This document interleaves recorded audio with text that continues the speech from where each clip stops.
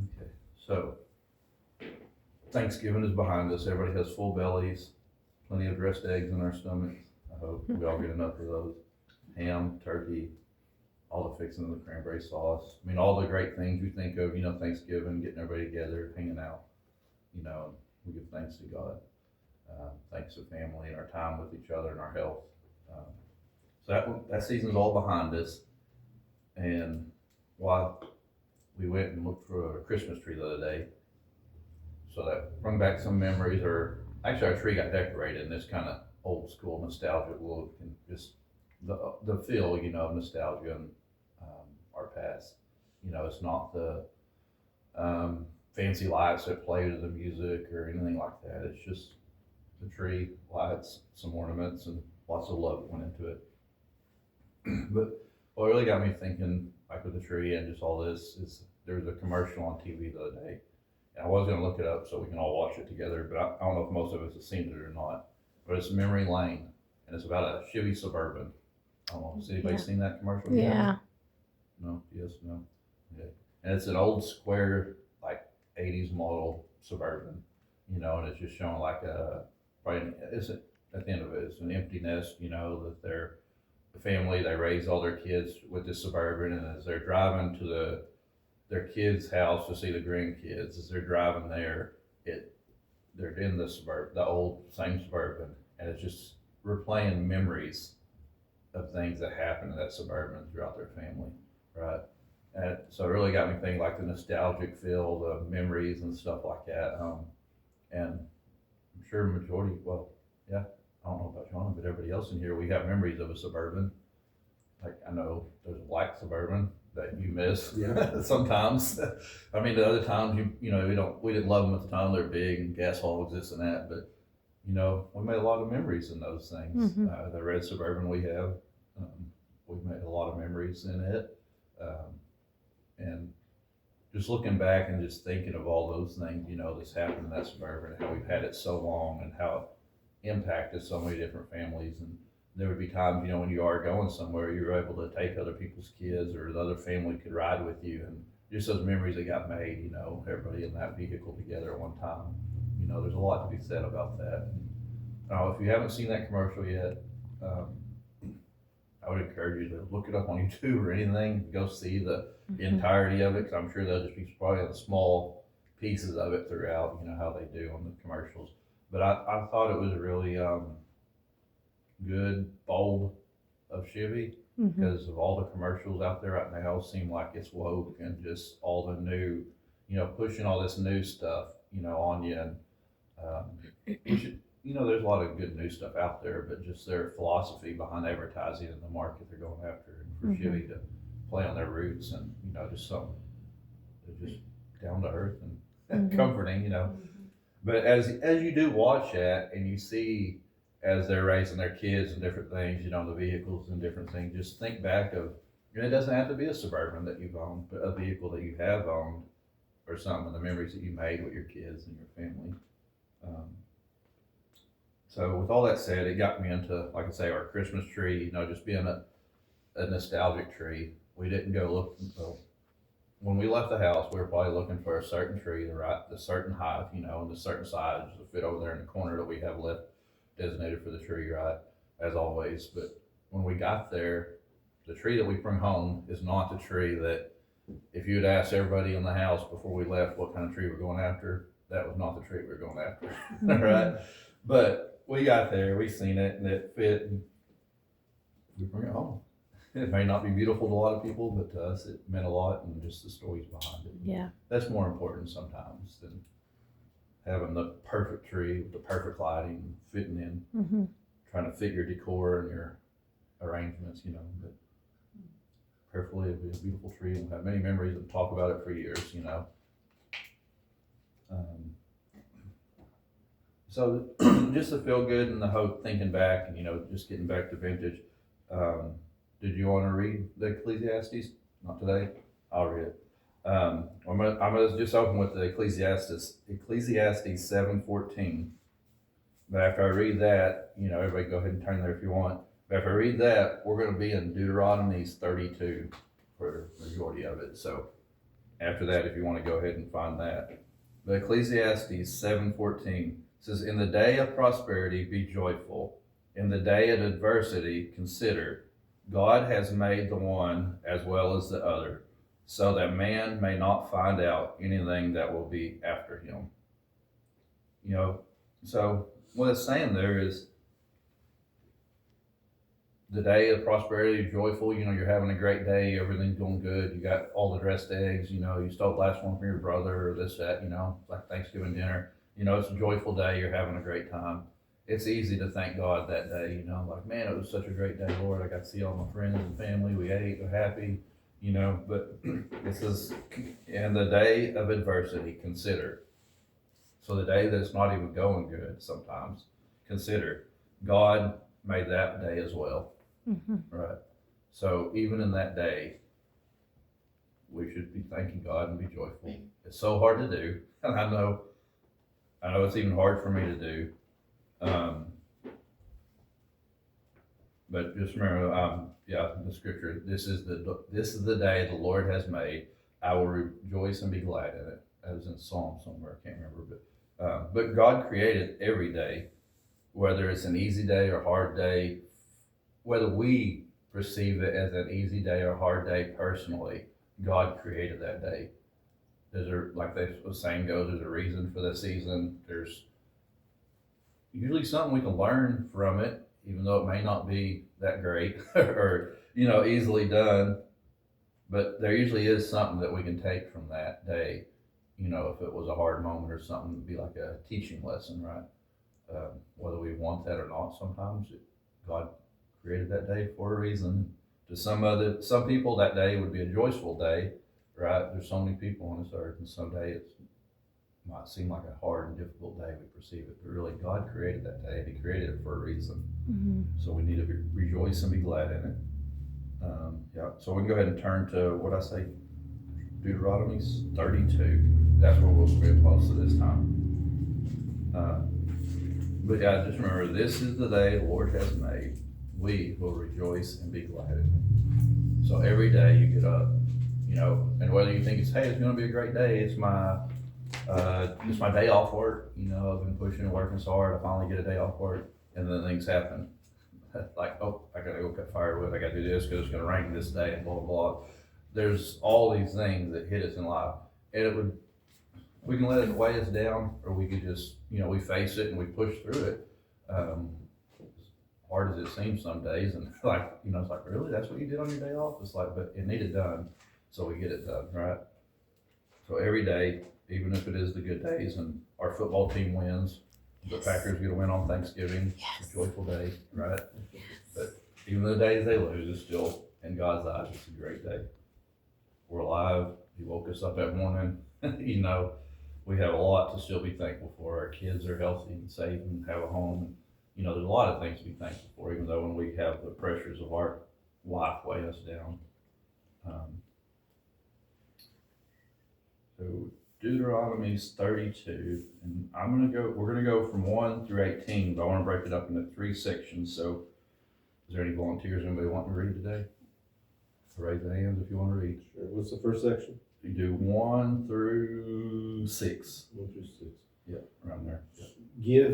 Give ear, O heavens, and I will speak, and hear, O earth, the words of my mouth.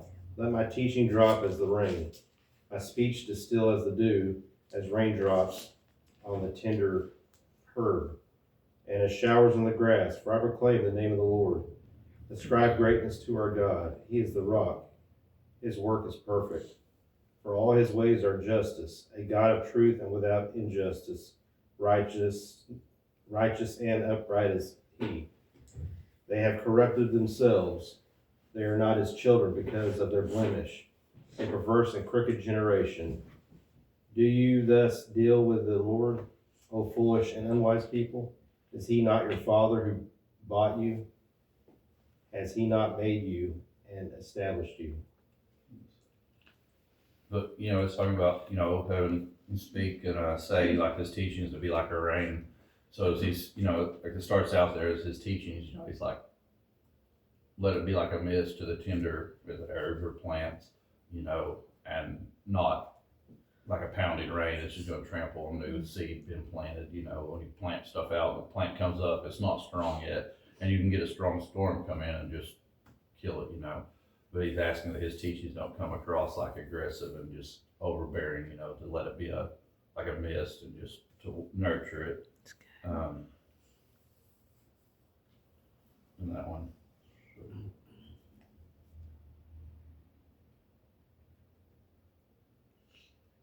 Oh, you went to 6, did you? I'm sorry. Yeah, what's 6? Yeah, go ahead and do on down to 8.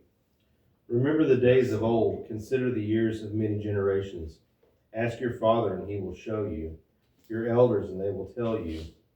When the Most High divided their inheritance to the nations, when he separated the sons of Adam, he set the boundaries of the peoples, according to the number of the children of Israel. So that one, I think it was number 7 there, yeah. Remember the days of long ago. Think about the generations past. Ask your father, and he will inform you. Inquire of your elders, and they will tell you, is what, you know, in the New Living Translation there. But about asking our fathers, you know. So as I was talking in the beginning about our nostalgia and going down memory lane and looking back on our memories, it's easy for us to think back to Christmases that were good and easy or hard times, you know, different times. But we need to like share those moments, I think, with our kids is what that's kind of saying. Like, I don't know how to say it. We're quick and easy just to share like how like our generation would say, you know, when we were raised, it was like this, and this. And really all we remember and think of are the good times, and that's all we share with our generation, our kids and stuff. But I think like what that's saying there is ask them about their times long ago and remember it, and they will tell you, is that we should share more of our testimonies of even maybe our hard times, right? So, you know, at Christmas, you know, not all of them were easy for every one of us, probably at every time, you know, financially or just going through things in life, you know, there were things always there. But we seem to want to just share the good moments, right? They're easier to share, I should say. But I think what it was saying there about asking your father and elders, and they'll tell you, is that we should be, our next generation, our kids and grandkids, we should be sharing also the times when it wasn't so easy, that it did seem tough, and that we were weighed down. It was still a good day, but we put a lot of pressure on ourselves. But you know what? God's seen us through, and we should share that goodness. Because I get the feeling like, you know, going down memory lane and stuff, we like to just talk about all the good stuff and how our life was so good and great, you know. And you know, these our younger generations, they're starting out and they're going through life and they hit adversity, they think they did something wrong maybe. You know, it's like, oh, did I make the wrong decision type thing or something like that, because they're like, my parents never talked about tough times like this. So I'm thinking we should share those moments with our next generation and kids when they do ask and stuff also of a time. You know, it might not even be easy for us to share, but we should share some of our testimonies that didn't feel easy and weren't easy to go through and make us look like the good guy. You know, we should share the truth with them on some of those hard moments so that so they don't stumble on it. What's the saying? History repeats itself. If you don't pay attention to history, you'll repeat and do the same mistakes. You know, we don't want our kids to make some of those same, not necessarily mistakes, but just to relieve that burden, that pressure. We carry a lot of on us that we don't have to, right? Because there's been a lot of times, I'm sure each one of us have gone through something and we're just like, you know, I'm struggling with it. And then we get to the other end and we say, God was there that whole time. He was there with me.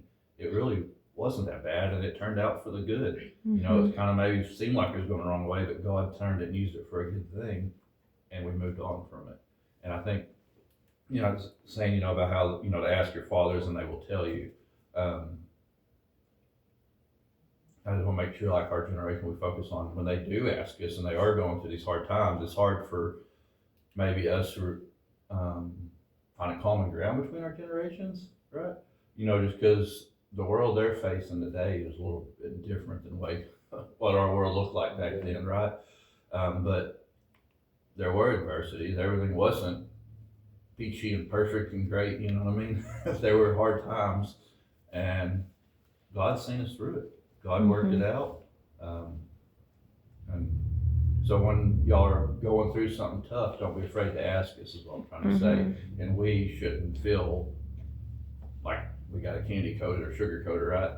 Maybe we should be blunt with them and just talk to them about what, it's like a commercial, going to the memory lane, if you watch that, it shows a lot of like positive stuff and like, try to make you tear up or something, you know what I mean? Which is what it is, and when we start thinking back in our past, our kids, they're all getting older and stuff, we should share some of that's what I'm trying to say. I don't know if I tied that together good or not. But it goes on in there, you went down to 8, right? Yes, 7, 8. Yeah, about remembering the day and about them,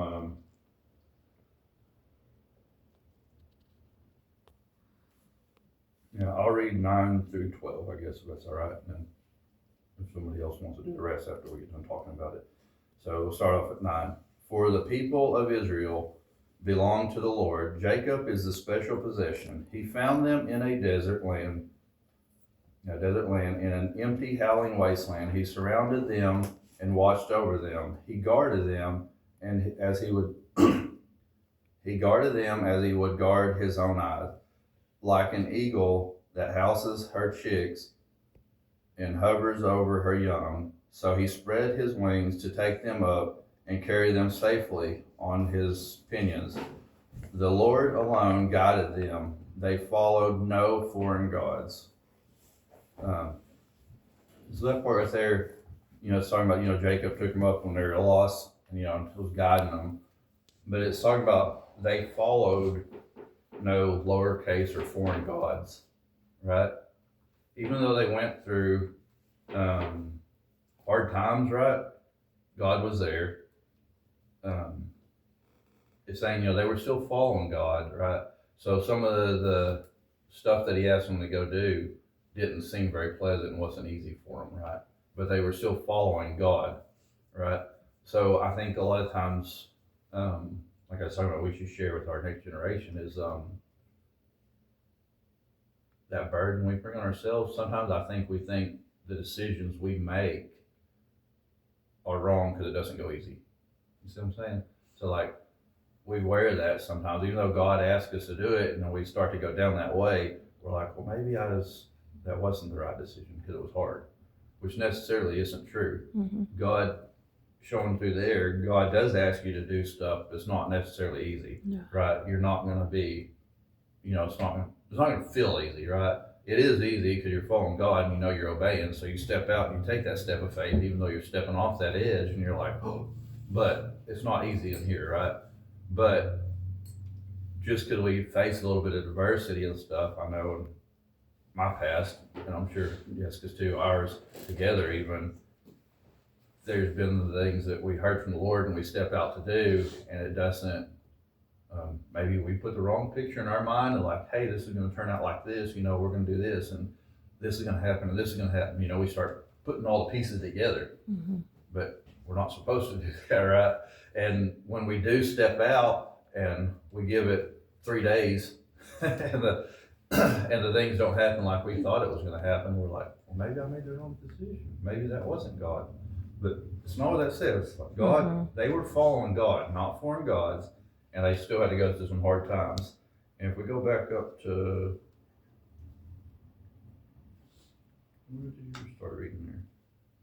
Yeah, see, that's where it was about the verse. God made one as well as the other. Like he made each day so that basically we wouldn't know what the next day is going to bring even, we don't know we won't be able to see the future, right? So I think that's what a lot of our trouble is like when God does ask to do something, we step out, we make that on our picture in our mind of how it's going to work, and it's going to be all perfect and great, and they're going to throw a big parade and I'm going to be a big hit, and then we start looking at ourselves like it's going to be like this, and then we go out there and do it, and it's not that way.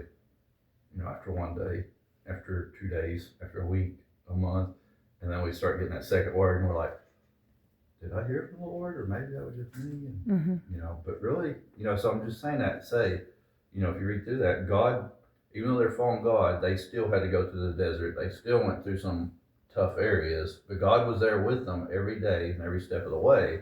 It just didn't feel it probably in the moment.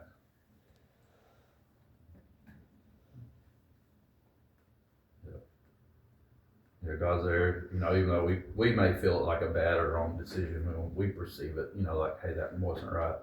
But one thing I wrote down was it's like when Dwayne goes to the gym to build his muscles and stuff, what has to happen to your muscle for it to build? It has to break down. It has to tear and break. So when you go to the gym, you have to, if you want your muscles built up, your strength, you got to tear it and break it, right? Which is really comfortable. Like after you go work out your legs for a whole day, the next day you feel great and you're like, man, I'm so strong. No, that's not what happens, is it? And then the next week when you do it again, it feels great. No, it's sport every time you go to build it.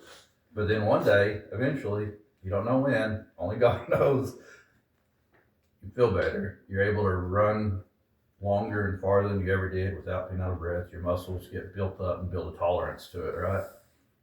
But to get to that point, is it easy? I mean, a lot of us did the 75 hard challenge and we were jogging and running and stuff, and they were joyful days. We never got to the finish line and laid down like, oh, did we? Some of us or got back home and have to rub the muscle rub on it, right? But it was strengthening us and it was building us, just as our walk with Christ. You know, we're following God. It's with God, it's going to be easy, but it's physically, this body, it does not feel easy, right? And we try to bring that burden on us, but you know, every day God made that day, and we should rejoice, right? Yeah. As hard as it is, and you know that tearing and that pain, we know, like you're tearing the muscles anyway. We know that it's building us and making us stronger. So to say God created a day that was difficult for us to make us stronger, it's not really that far fetched, right? I mean, you got to strengthen us so we can tolerate some stuff. So we can go into areas and minister and preach to certain people maybe, and not be so, what's the word, thin-skinned, where we get offended or take that on ourselves. We're gonna have to be tested and go through stuff. Always hated saying that part. It's like God tests you, but that's just the way it works. I mean, if you haven't gone, it'll get easier, you know, if you haven't gone through it, right?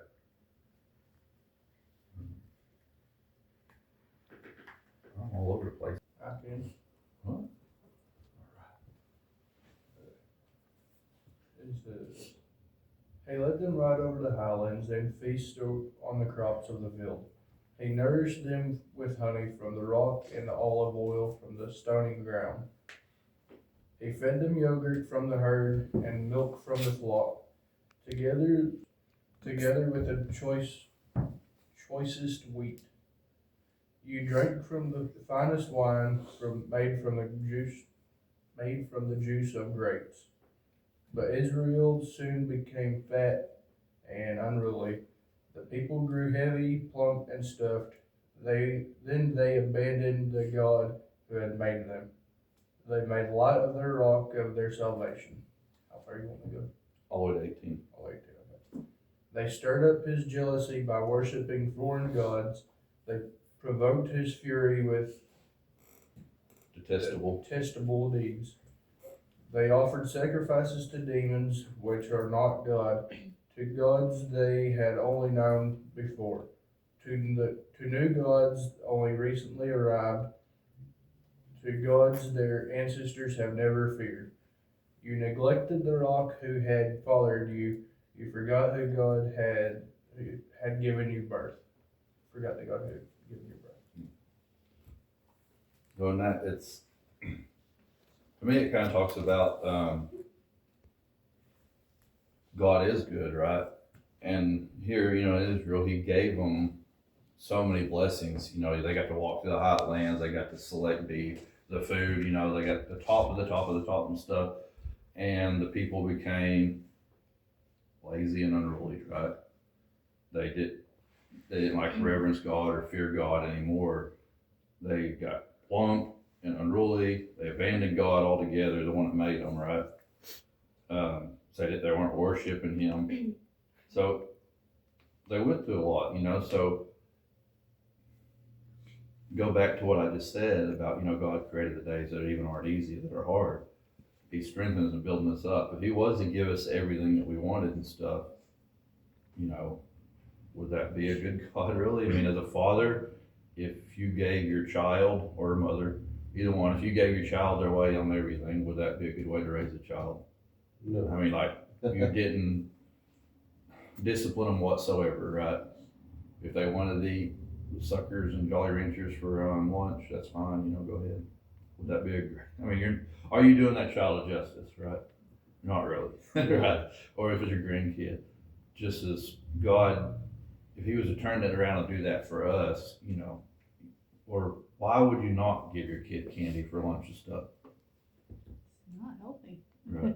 Setting them up for disaster later. And you want them to be healthy because you Love them. exactly love them, right? We do, so you look out for their best interest, just as God looks out for us that way with his best interest. If he didn't discipline us, it means he doesn't love us, right? He loves us. And it's not necessarily even discipline, he just puts rules in place, really, right? Just like it's with our kids or grandkids, you'll put rules in place. It's like, well, you can have the snack pack after you eat this, right?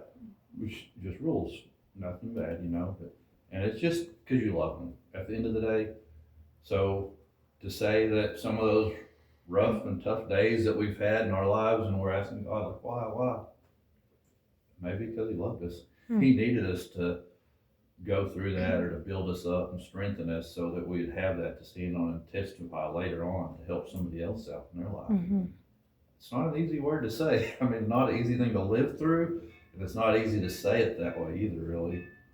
But God does love us, whether it's on the good, joyful days or the kind of sad and rigid days, he still loves us and he wants the best for us, right? And just as those last few scriptures there that Nathan read talks about, he gave them everything and was blessing them with everything, yet they still turned on him and worshiped other gods and got lazy and didn't care anymore. So it's done out of love. So to go back to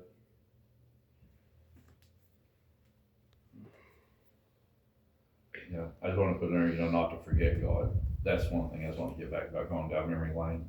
We don't need to forget who blessed us with the breath in our air that we got up that day, that lived that day, whether it was a great Christmas memory day or this or that, and who blessed us with the job or all the little things that he blessed us with. We need to give thanks to him, So as we're going down the memory lane and stuff, let's not forget, it was God.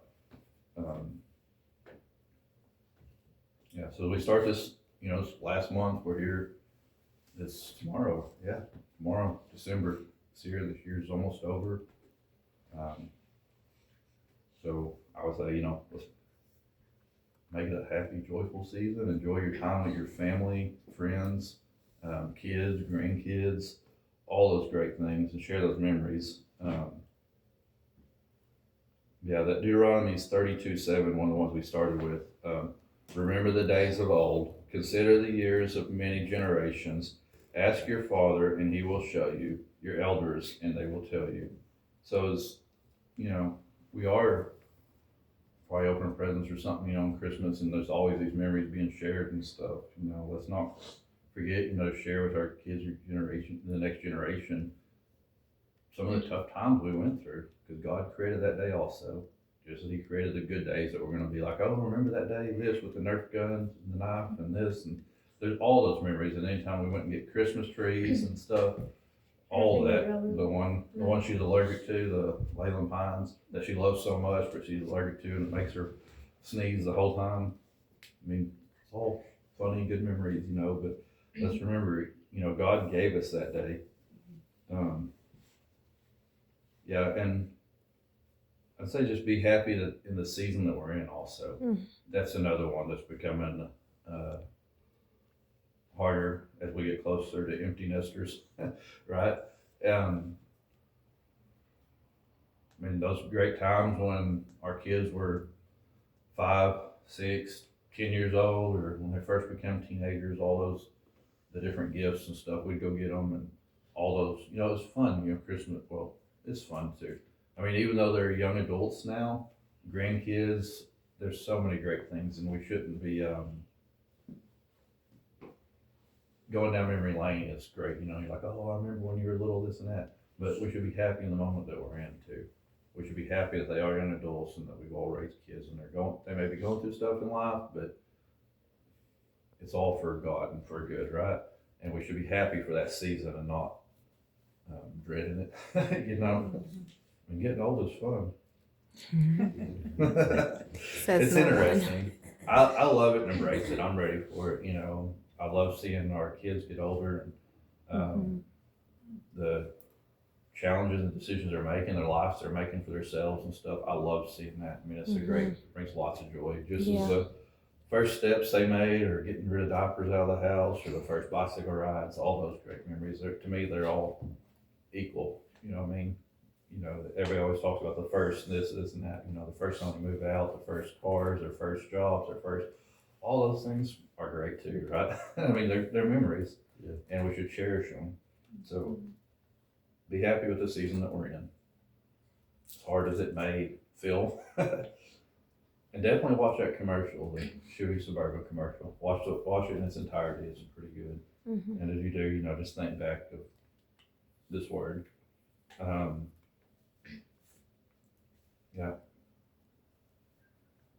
Yeah, and thank God. That's what I was gonna say. Is thank God. I'm gonna read this one because I wrote a lot of stuff down at once there. But thank God, and not for only thanking God for what He has done, but also declaring His character. So as we're thanking Him, we should also declare His character and all His, you know, these great traits. And I'll just listed a few. He's redeeming. He's mighty, omniscient, merciful, just, loving, steadfast, gracious, trustworthy, good, awesome. He's forgiving. He's righteous, holy, and sovereign. And you know, just as our God is all those things, we should try to be too. Mhm. You know, and forgiving is a hard one in there all the time. But just give thanks for all the things that God is and He has been in our lives, right?